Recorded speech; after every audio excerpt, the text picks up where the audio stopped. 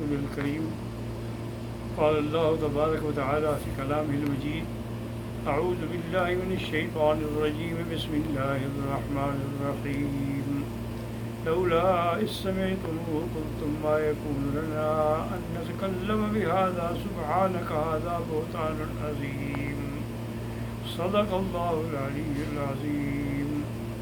برادران اسلام، دروس سابقہ میں ہم سیدہ عائشہ صدیقہ رضی اللہ تعالی عنہ کے بارے میں کچھ معلومات جو ہیں وہ پیش کی تھی.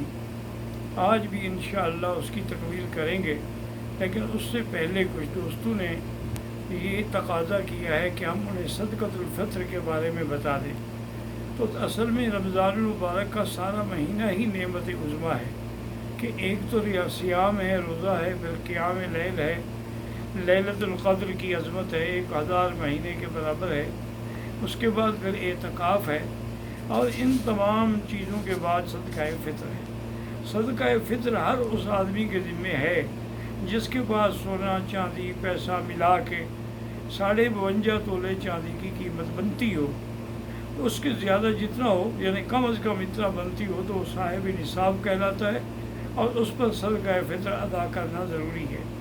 صدقہ فطر جو ہے احناف کے نزدیک، چونکہ ہمارے ملک میں زیادہ تر گندم ہوتی ہے، تو لہٰذا 2 کلو گندم احتیاطاً، ورنہ اصل 2.25 کلو ہیں، اور اگر جو ہو، کھجور ہو، کشمش ہو تو 3 کلو ہے. لیکن عرب علاقوں میں چونکہ چاول زیادہ استعمال ہوتا ہے، اس لیے ان کے علماء کرام نے 3 کلو چاول کا فتویٰ دیا ہے. تو بہرحال جتنا زیادہ دیں گے وہ تو اللہ اس کا حساب اور اجر دیں گے. اصل یہ بھی ضروری ہے کہ صدقۃ الفطر جو ہے وہ عید سے 2 دن پہلے سے آپ دے سکتے ہیں، اور اس کی آخری حد یہ ہے کہ نماز سے پہلے ادا کر دیں. اگر نماز کے بعد آپ صدقہ فطر ادا کریں گے تو وہ مطلق صدقہ تو ہوگا، لیکن صدقہ فطر نہیں ہوگا. اور افضل یہی ہوتا ہے کہ جس ملک میں آدمی نے روزے رکھے ہیں صدقۃ الفطر بھی وہیں ادا کریں. ہاں، اگر بعض حالات میں کسی علاقے میں بے انتہا غربت ہے، لوگ بیچارے اپنے کھانے پینے کے لیے بھی تنگ ہیں، تو ان کو بھی بھیجا جا سکتا ہے، لیکن اسی نصیحت کے ساتھ کہ وہ عید سے پہلے دوسرے فقیروں کو مل جائے اور ان کی ہاتھ میں پیسے آ جائیں. باقی علماء کہتے ہیں کہ بھی آدمی زیادہ بہتر یہ ہے کہ جنس دے، چاول دے، گندم دے، جو دے.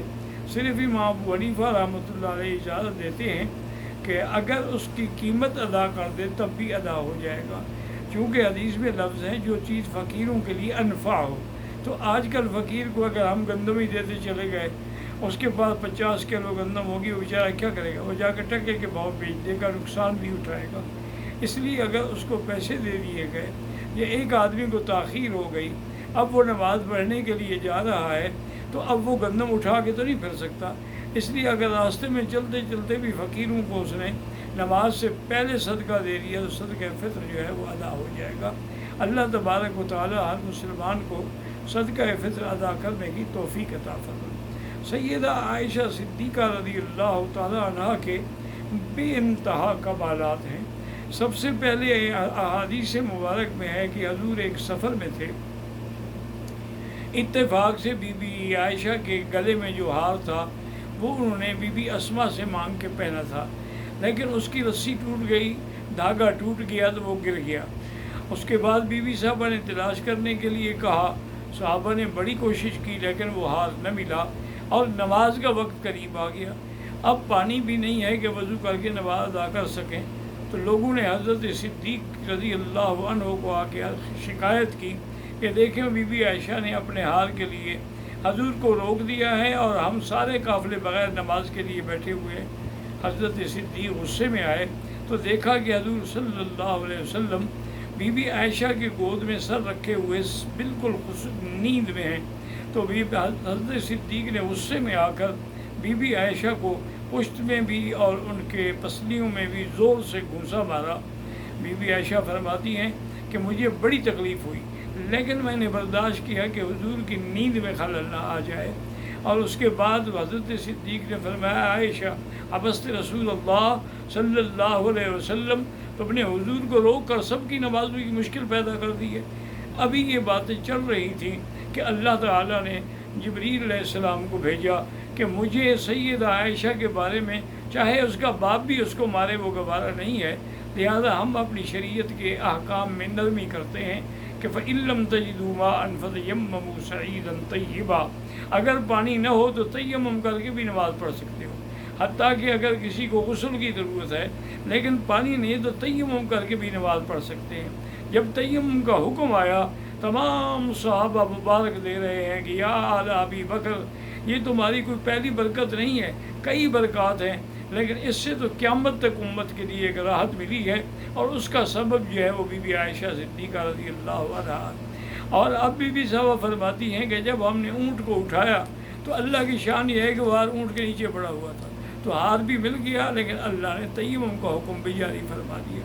اسی طریقے سے دوسرا مسئلہ ہے، اس کو کہتے ہیں مسئلہ ایلا۔ ایلا کا معنی ہوتا ہے کہ کوئی آدمی قسم کھا لے کہ بھی میں 1 مہینے تک اپنی بیوی سے بات نہیں کروں گا۔ تو حضور صلی اللہ علیہ وسلم سے کچھ بیویوں نے، ازواج مطہرات نے مطالبہ کیا کہ حضور ہمارے خرچ میں اضافہ کیا جائے، ہمیں زیادہ دیا جائے، اس سے ہمارا گزارا نہیں ہوتا۔ اصل میں ازواج مطہرات جو ہیں بڑی سخی تھی، جو بھی ان کو ملتا وہ خیرات کر دیتی، اور پھر حضور سے تقاضا کرتی۔ تو حضور صلی اللہ علیہ وسلم کو یہ بات ناگوار گزری، اور حضور نے فرمایا کہ 1 مہینے تک میں کسی بیوی سے بات نہیں کروں گا، اور ایک بالا خانے میں تشریف لے گئے، اور وہیں جا کر آپ نے وہ پورا 1 مہینہ گزارا۔ اب حضرت عمر فرماتے ہیں کہ میں گھر میں آیا اور میں نے آ کے اپنی بیٹی سے کہا کہ حفصہ یہ کیا ہے، میں نے سنا ہے کہ حضور نے طلاق دے دی ہے۔